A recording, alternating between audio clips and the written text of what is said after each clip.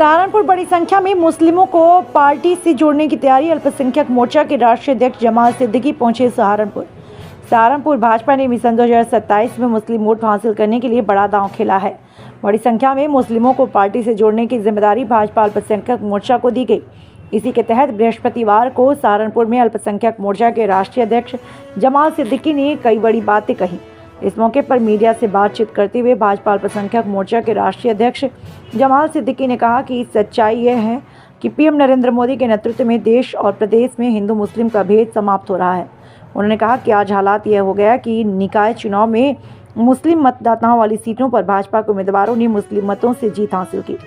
संबल हिंसा पर भी राष्ट्रीय अध्यक्ष जमाल सिद्दीकी ने विपक्ष को जमकर आड़े हाथों लिया। हम उसके कार्यकर्ता हैं और पार्टी हमें कहती है कि सिर्फ चुनाव के समय लोगों के बीच में ना जाओ, सतत लोगों के बीच में हमें बने रहना चाहिए। इसके लिए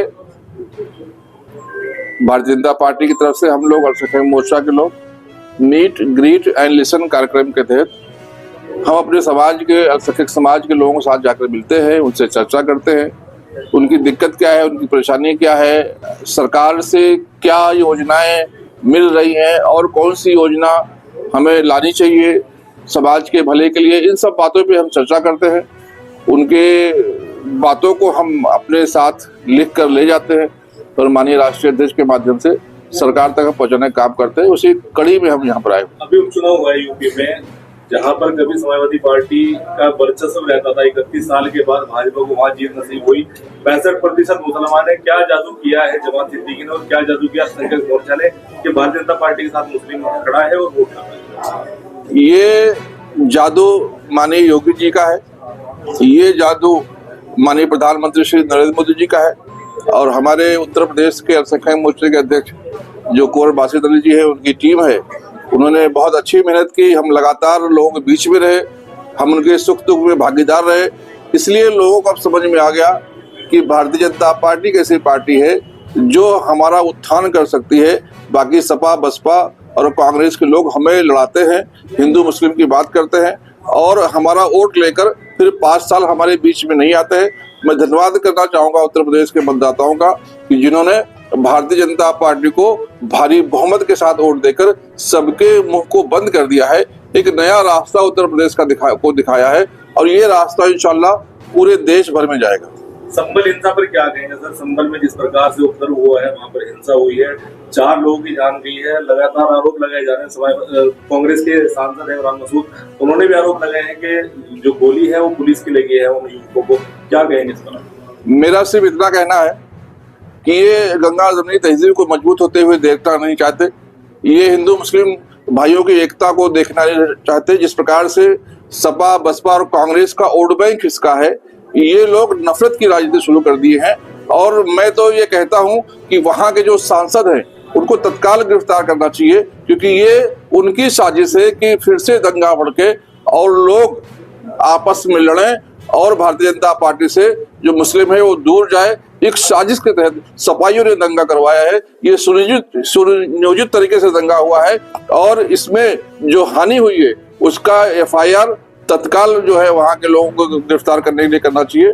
मैं ऐसी मांग करता हूं, क्योंकि देश को मजबूत करने के लिए जिस प्रकार से माननीय प्रधानमंत्री श्री नरेंद्र मोदी जी ने काम शुरू किया है, योगी जी ने जिस प्रकार से पूरे उत्तर प्रदेश को साथ लेकर चलने का काम किया है, सबका साथ सबका विकास और सबका विश्वास जो उन्होंने हासिल करने का काम किया है, इस विश्वास को खराब करने के लिए सपाइयों ने हमेशा इस रास्ते को अपनाया दंगे का। और इमरान मसूद साहब का तो इतिहास आप जानते हैं, उनकी राजनीति दंगे से शुरू हुई है।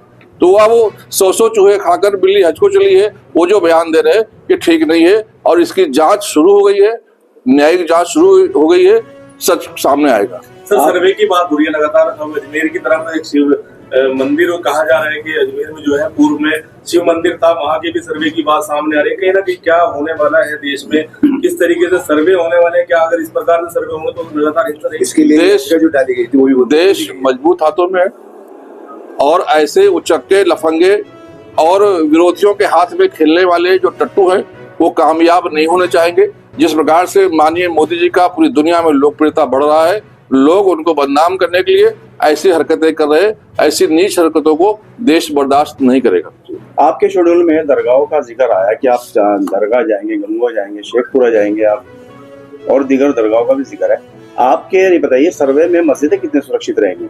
देखिए, सब सुरक्षित है, देश सुरक्षित है, मस्जिदें सुरक्षित है, मंदिरें सुरक्षित है, दरगाह सुरक्षित है। इनको इस्तेमाल करने वाले लोग सुरक्षित नहीं है। अब जो लोग दरगाहों की राजनीति करके, मस्जिदों की राजनीति करते, अपनी रोटी सेकते थे, अब उनका दाल गलने वाला नहीं है। अब हिंदू, मुस्लिम, सिख, ईसाई सब लोग मिलकर हम भारत की तरक्की में काम करेंगे।